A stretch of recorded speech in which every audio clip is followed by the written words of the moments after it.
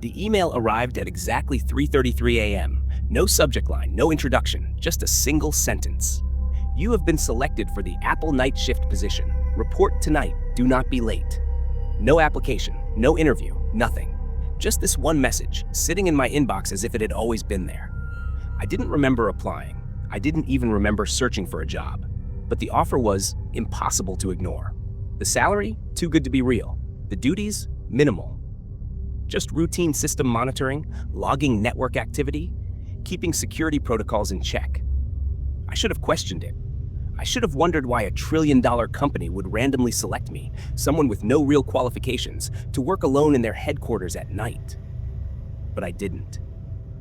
I needed the money. That was enough. So at 11:45 p.m., I arrived. Apple's headquarters in Cupertino is a marvel during the day, but at night, it is something else entirely. A massive circular structure with curved glass walls and endless darkened corridors. It looked less like a corporate office and more like a research facility buried deep underground. The entrance was unlocked. No security guards, no front desk staff, just a vast, sterile lobby stretching into dimly lit hallways. The silence was suffocating, pressing against my ears like static on a dead radio frequency. The overhead lights hummed softly, but something about their glow felt off. Too white, too artificial. Then I saw her. A receptionist sat behind a sleek white desk, completely motionless. She wasn't typing, wasn't checking emails. She was just sitting there, staring straight ahead. She didn't look up as I approached. Her hands rested neatly on the desk, fingers too still. For a moment, I wasn't even sure if she was breathing. I cleared my throat. I'm here for the night shift? She moved, and my stomach turned. Too smooth, too synchronized, like a video buffering at the wrong frame rate. Her eyes locked onto mine, black pupils swallowing nearly all of the whites. Without a word, she handed me a key card and a single sheet of paper. I hesitated before taking it. The paper was thick, unnaturally heavy, like it wasn't standard office print stock. At the top, the Apple logo was embossed in a shade of red that looked unsettlingly wet. And then I saw them. The rules.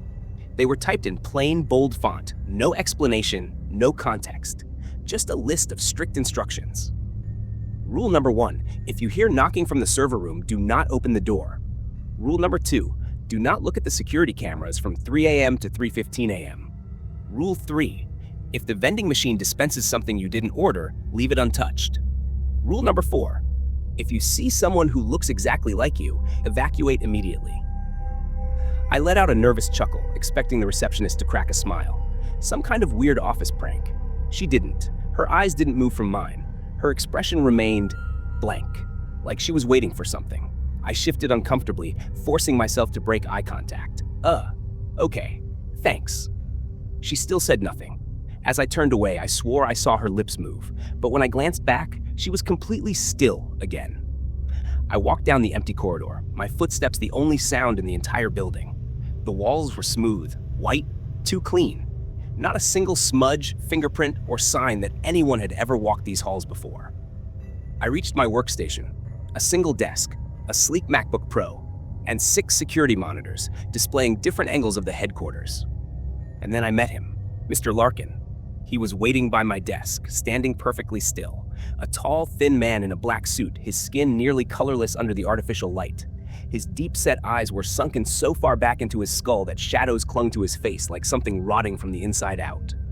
"You're the new one," he muttered, voice flat. No introduction, no handshake, just that. I nodded hesitantly. Yeah. Follow the rules." His voice was barely above a whisper. "Don't ask questions." I swallowed. Right. So, about the rules. But he was already walking away. I watched as he disappeared into the hallway, his silhouette stretching unnaturally in the dim light before rounding a corner. And just like that, I was alone. I turned back to the monitors, still gripping the rules in my hand. The cameras showed empty hallways, deserted workstations, long corridors with too many shadows. I exhaled, forcing myself to relax. It's just a job, just a weird company policy. I set the rules beside me. Even after I let go, I could still feel their weight. And then at exactly 12 a.m., the shift began. For the first half hour, nothing happened. I sat at my desk, staring at the security monitors, watching nothing but empty hallways and dimly lit offices. I checked the computer logs, scrolling through lines of meaningless data. Network traffic looked normal. No unusual activity. No breaches. And yet, something felt off. The silence wasn't just silence, it was unnatural, an absolute void, like the entire building had been vacuum sealed from the rest of the world.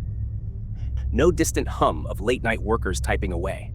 No AC cycling through vents. No faint footsteps of a cleaning crew making rounds. Nothing. I shifted in my chair, feeling the weight of the stillness pressing against my ears. The only sound was my own breathing and the occasional soft click of the mouse as I cycled through camera feeds. Hallway. Empty. Lobby. Empty. Office space. Empty. But as I switched to the next feed, something moved. It was subtle, so quick I almost missed it. A flicker in the glass reflection of one of the windows, like a shadow shifting. My breath caught in my throat, and my fingers tensed against the desk. I turned my head slowly, heart hammering. The office behind me was empty. I swallowed hard and glanced back at the screen. Nothing there. I forced a shaky exhale and rubbed my temple. You're just paranoid. The silence is messing with your head. The clock on the wall read 2:45 a.m. I tried to refocus. I pulled up system diagnostics, reviewing firewall logs, double-checking security patches, anything to keep my mind occupied. But the air felt heavier now, thick and electric, like something unseen was lurking just beyond my field of vision. The overhead lights flickered. Just once. A single sharp pulse. Then I heard it. A hum. At first, I thought it was coming from the monitors, a low, vibrating frequency, almost like a distant machine warming up. But as I listened closer, I realized it was coming from beneath me. Under the floor. A deep, rhythmic vibration, pulsing like a heartbeat. I straightened in my chair, pulse spiking. That wasn't normal. I glanced back at the cameras, scanning each feed, searching for anything out of place. But every hallway, every office, every corridor was still completely deserted. The hum grew louder. I swallowed hard, my throat suddenly dry. Then I saw the clock. 2:59 a.m. My stomach twisted. Do not look at the security cameras from 3 a.m. to 3:15 a.m. My hands clenched into fists. I stared at the monitors, my brain fighting against itself. Why? What would happen if I looked? The question lodged itself in my skull, pushing and pulling, gnawing at the edges of my logic. It's just a rule, a stupid, cryptic rule. But then I remembered Mr. Larkin's voice, his warning. Follow the rules, don't ask questions. I hesitated, muscles locking with indecision. And then, right as the clock struck 3 a.m., I heard it. A metallic click. It wasn't from my desk. It wasn't from the monitors. It came from somewhere deep in the building. A door locking. My pulse slammed against my ribs. I gripped the edge of the desk, every nerve in my body screaming at me to check the cameras. But I didn't. I squeezed my eyes shut, forcing myself to obey the rule. The hum beneath the floorboards grew more erratic, more alive, like something was waking up. 15 minutes. Just 15 minutes. I counted the seconds in my head, heart racing, fingers digging into my thighs. The air felt wrong now, thick, charged, almost like it was vibrating around me. Somewhere in the distance, I swore I heard footsteps. Slow, deliberate, coming closer. I clenched my jaw, refusing to look. Then I felt it. The sensation of being watched, the pressure of unseen eyes pressing against the back of my skull, crawling over my skin like invisible fingers. My entire body locked in place, a primal fear sinking into my bones. Something was behind me, watching, waiting. But I couldn't move. I couldn't turn. I couldn't look. I just had to wait. The seconds stretched into eternity. My breath was coming too fast now, too shallow.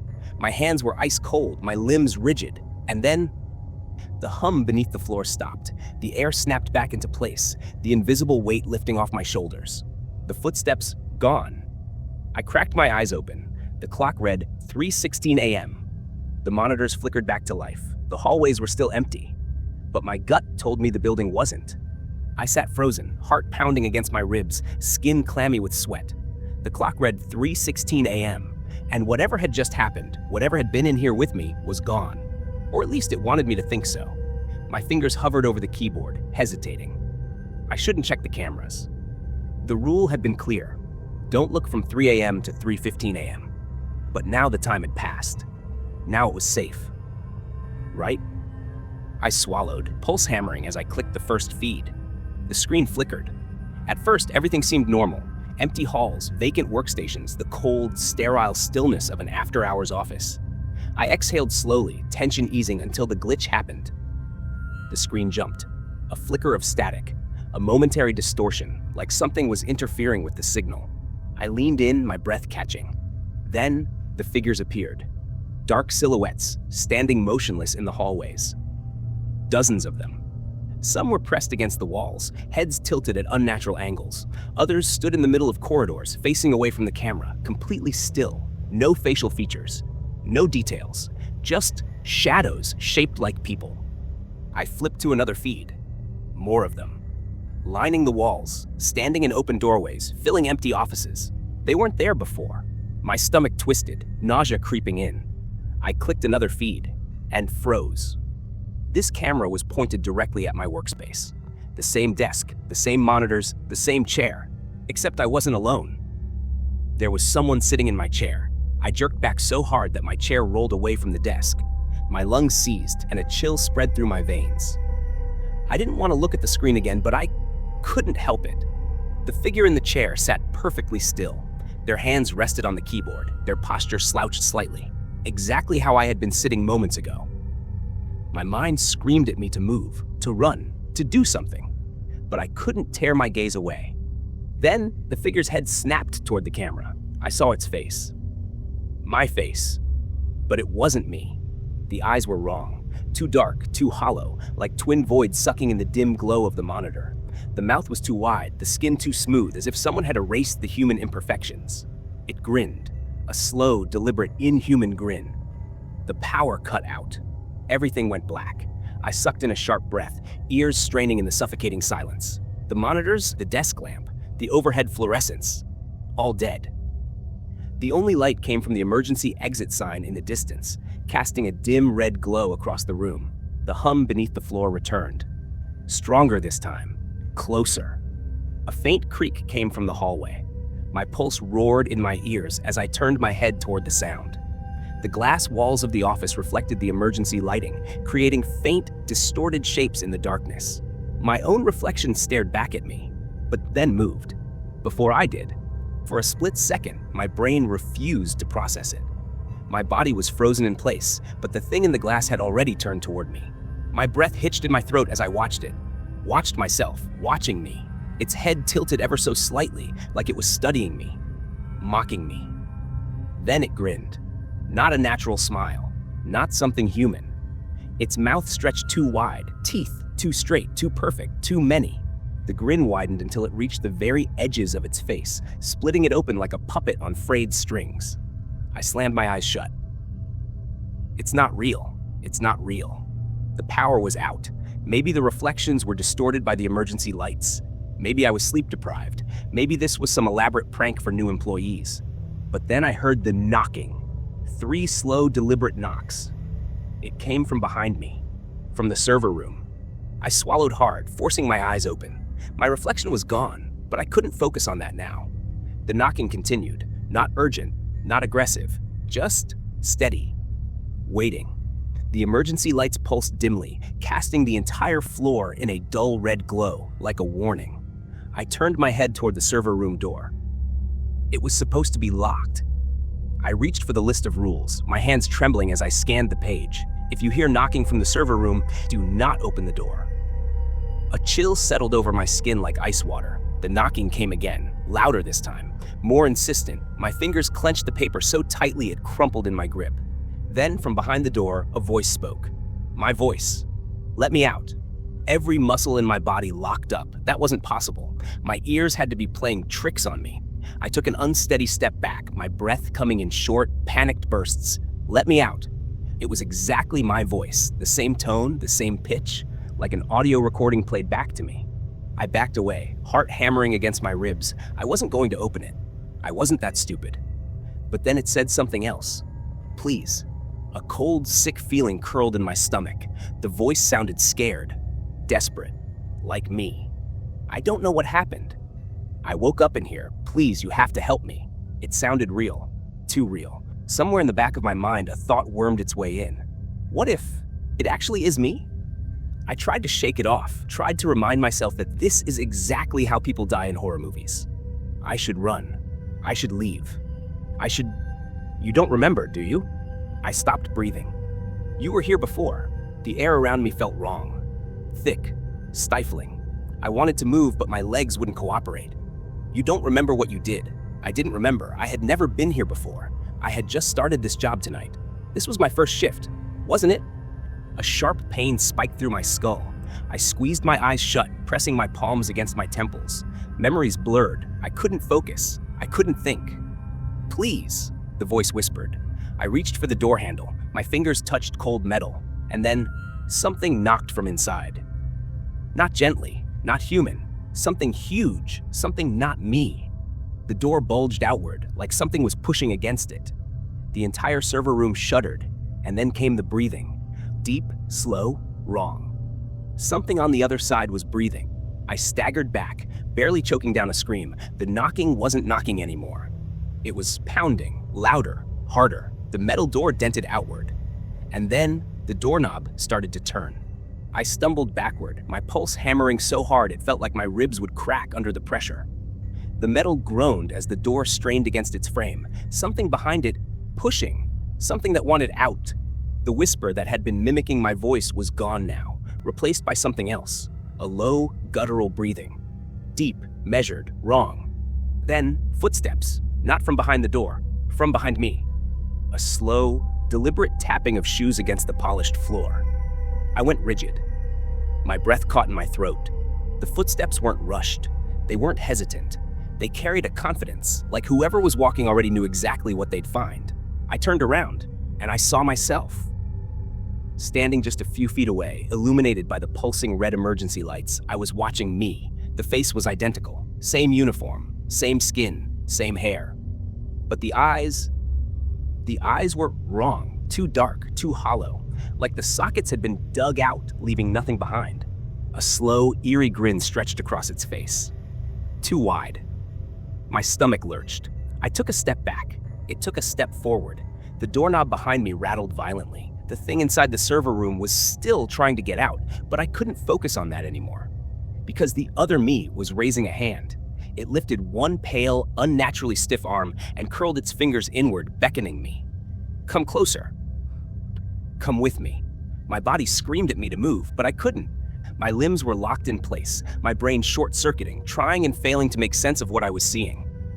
Then, it spoke. Not aloud. Inside my head. You were here before. A sharp, searing pain split through my skull.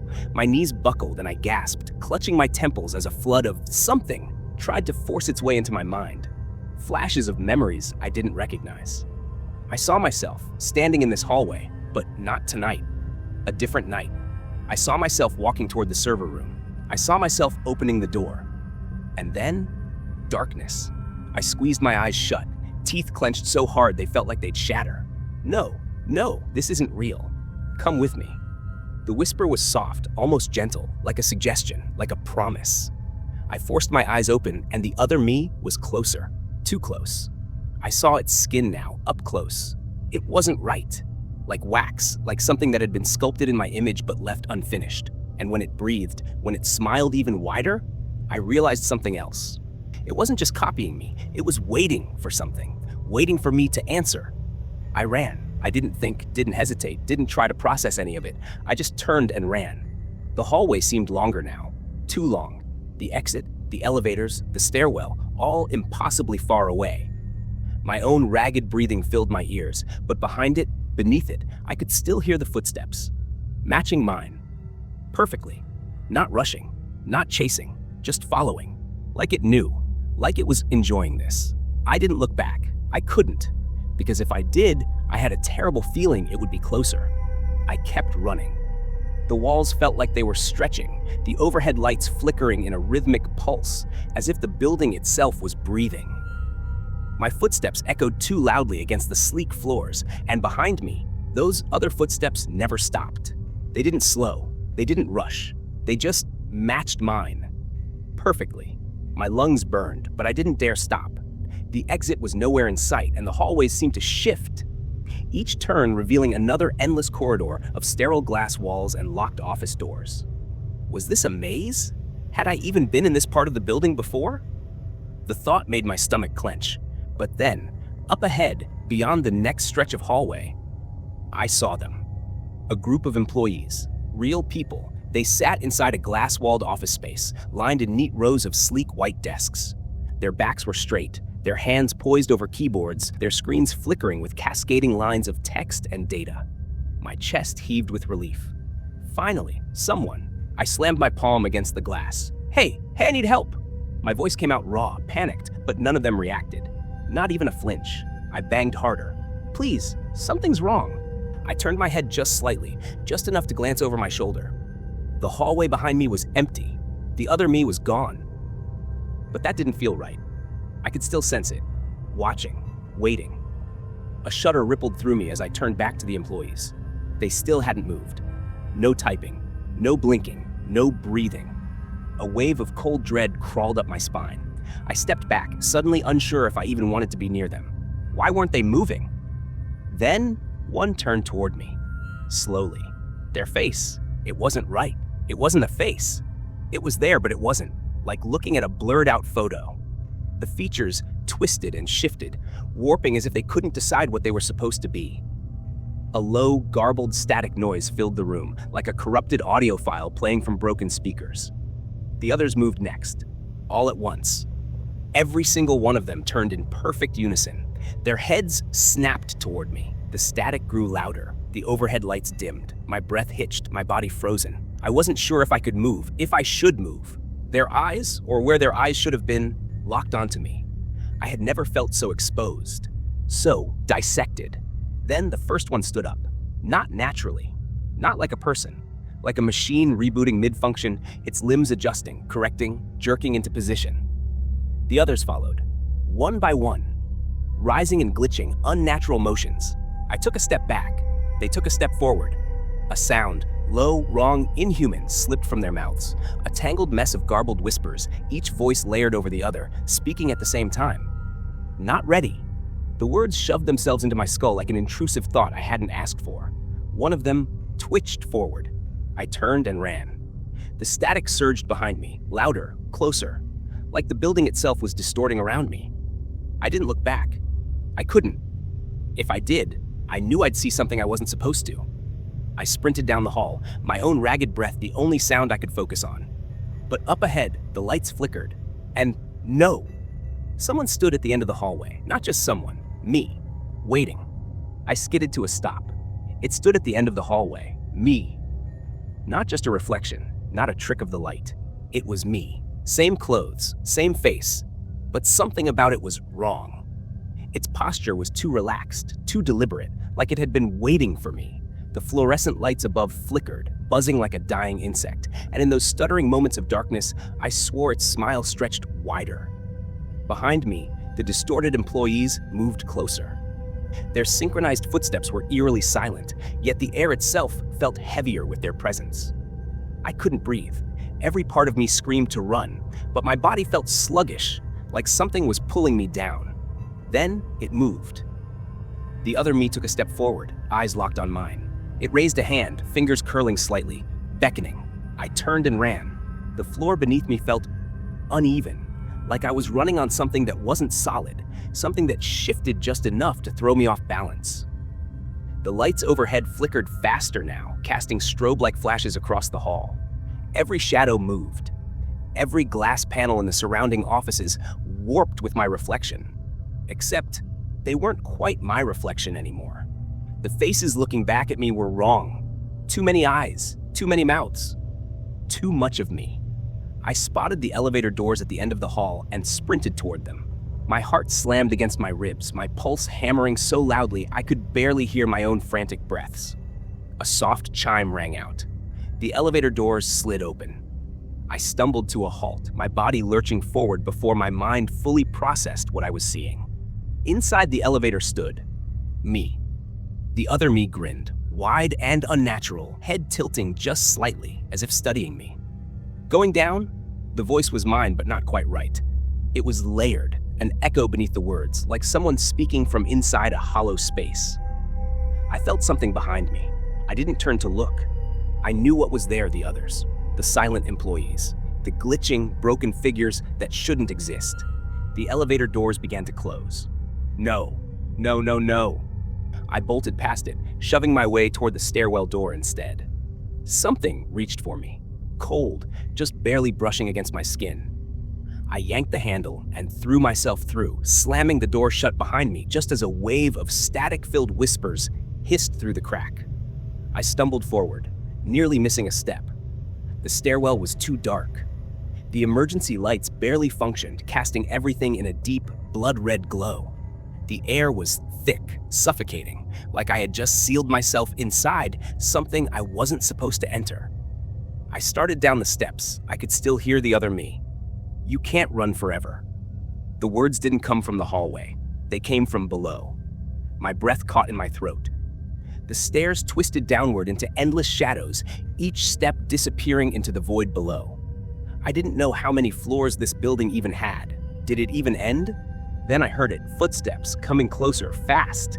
I turned and ran back up. My legs burned, the muscles screaming, but I forced myself to move. Something was chasing me now. I couldn't see it, but I could hear it, that same distorted echo of my own footsteps, slightly out of sync, like a delayed replay of my own movements. "You're almost there." No, I wasn't. I reached the door to the next floor and shoved it open, tumbling into the dimly lit hallway. But the building had changed. The walls were too narrow now, closing in, suffocating. The ceiling felt lower, the fluorescent lights overhead buzzing like dying insects. I looked up and saw security cameras lining the hall. Every single one of them was pointed at me. And on the monitors mounted along the wall, I saw the live feed, but it wasn't me. It was the other me. Grinning, watching, standing right behind me. I spun around. There was nothing behind me. The hallway was empty, but I had seen it. The monitors had shown it, standing right there, right behind me. My own face grinning too wide, staring at me with eyes that didn't belong to me. My chest heaved, my breaths coming in frantic, uneven gasps. The walls seemed closer now, pressing in, suffocating. The cameras tilted slightly, adjusting their focus, watching, waiting. I ran. The hallway stretched on too long, longer than it should have. The walls distorting, shifting, as if the building itself was alive. The overhead lights buzzed violently, flickering in and out, leaving me in sudden bursts of darkness.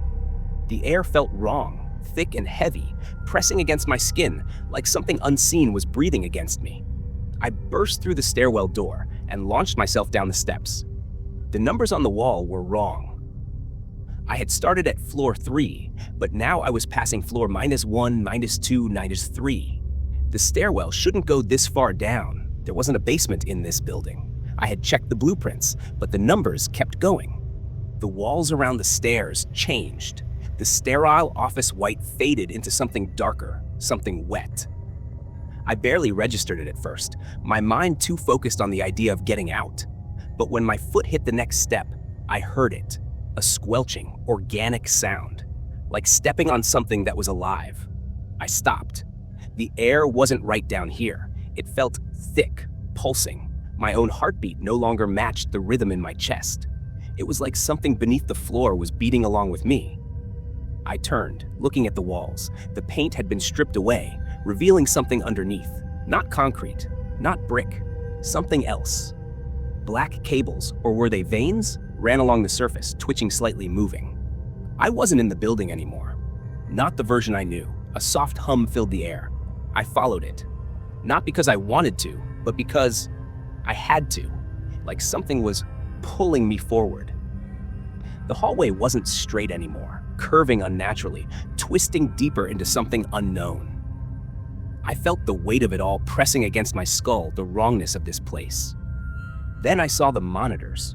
Lining the walls, embedded in the shifting cables, dozens of screens flickered to life. At first, they showed normal security footage, empty hallways, abandoned offices, flickering lights. But then, the images changed. I saw myself, walking into rooms I had never entered, talking to people I had never met. I saw a version of me, sitting at a desk, typing. But I had never been in that room before. I saw another me laughing with employees who didn't exist. I saw my own reflection in mirrors I had never looked into. This wasn't old footage. This was now. I stepped closer, my hands trembling. The me on the screen tilted his head. Slowly, his gaze shifted to the camera. He was looking right at me. Then he smiled. The footage glitched. For a fraction of a second, the image warped, twisting into something else. Not me. Something wearing my face. Something stretching my features too far, grinning with too many teeth. I stumbled back. The cables along the walls shuddered. The entire hallway lurched. A deep, low sound rumbled from beneath me, like something enormous breathing in the dark. I wasn't alone down here. Something was controlling this. Something was rewriting reality. And it wasn't finished yet. The room lurched again. The walls groaned, the cables twitched, and the security monitors glitched in and out. But my eyes locked onto one thing: the terminal. A single screen in the center of the shifting chaos, standing out in the dim glow of the basement. A message blinked on the screen, pulsing in slow, deliberate flashes. Final rule: if you reach this point, you must delete yourself. A countdown started beneath it. I felt something shift behind me. The weight in the air thickened, pressing against my skin, squeezing against my skull. The monitors flickered. I looked. Every dark figure I had seen before, the employees, the thing wearing my face, the silent ones staring at screens, they were all moving now. Walking. No, marching. Their heads tilted too far forward, their bodies moving in that same smooth, unnatural synchronization. And they were coming here. The stairwell beyond the hallway filled with sound. Footsteps. Hundreds of them. A steady, suffocating rhythm, echoing downward, filling the space like an approaching tidal wave. My heart slammed against my ribs. I turned back to the screen, my fingers hovering over the keyboard. Delete yourself. What did that mean? Was it literal? Did it mean... The monitors glitched again. For a split second, the images changed. They didn't show me. Not anymore. They showed something else. A body, its limbs too long, too thin, its face a swirling mass of static, shifting, warping, as if it couldn't hold a single shape for too long. And yet, I knew it was me. Or the version of me this place had created. The version that had been walking through rooms I'd never been in, laughing with people who never existed. The version that had grinned at me from the elevator. It was inside the monitors now. Watching, waiting. The footsteps grew louder. Close now. Too close. I had seconds to decide. I pressed a key. The screen changed. A new prompt appeared. Delete instance? Yes or no? Instance. My breath hitched. Was I the instance? Was this place telling me that I wasn't real? That I was just another copy? Was that why there were versions of me on the screen doing things I didn't remember? The walls shuddered. The figures had reached the hall. Their shadows stretched forward, long and unnatural, twisting over the floor. I still couldn't hear breathing. No voices, no sounds, just footsteps. A relentless, ceaseless advance. The cables tightened around the monitors, veins pulsing, as if they were feeding off the images. And in every screen, the static-faced version of me was now watching directly into the camera. It lifted a hand. A single beckoning motion, the exact motion the thing in the hallway had done before I ran. I clenched my jaw, sweat slipping down my face. My hands hovered over the keys. The first dark figure entered the room. It was the other me. The one from the elevator. Same grin, same hollow eyes. It stepped inside, slow and deliberate, tilting its head like a predator sizing up prey. Behind it, more followed. The silent employees. Their faces still blurred, their bodies shifting slightly, like reality itself wasn't sure how to render them. I slammed my fingers onto the keyboard. Yes! The screen flashed red. The room shook. The figures lurched forward. And then, everything went dark. But I don't feel gone.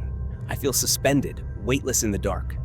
My thoughts are still here, still racing, but my body, I don't know if I have a body anymore. There's no sound, no feeling. No sense of where or what I am, just an endless void stretching in all directions. Then a sound pierces the silence. Typing. Soft at first, then louder. A keyboard clattering, the same way mine had when I slammed the command. But it's not me typing anymore. It's something else. A light flickers. Everything snaps back into place. I'm sitting at my desk. The fluorescent lights hum overhead, their sterile glow washing over the rows of cubicles. Phones ring. Employees chat casually as they pass.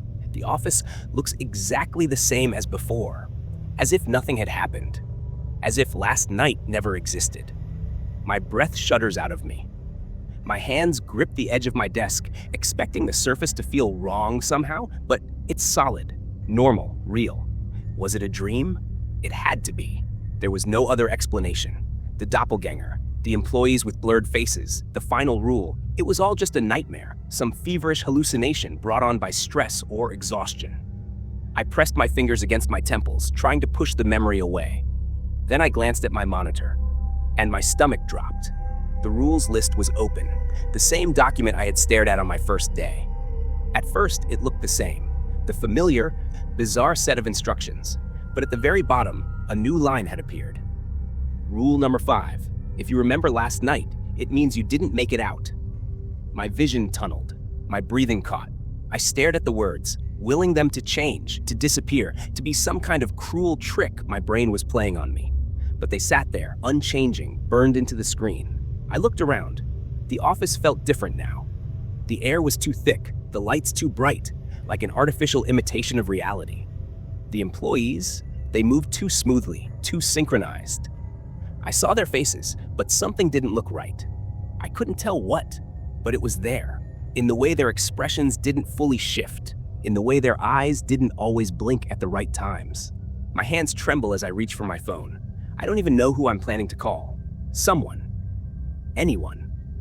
But the screen doesn't turn on. It's like it's not even a real device, just a prop, something to make this world seem believable. I stand up. A few employees glance in my direction, their heads tilting too slowly, too smoothly. No one speaks. No one asks if I'm okay. They just watch. My pulse pounds in my ears. I take a step toward the door. Every employee in the room stops moving. The hum of the lights grows louder. A click echoes from the speakers overhead, like a microphone turning on. And then, a voice. My voice.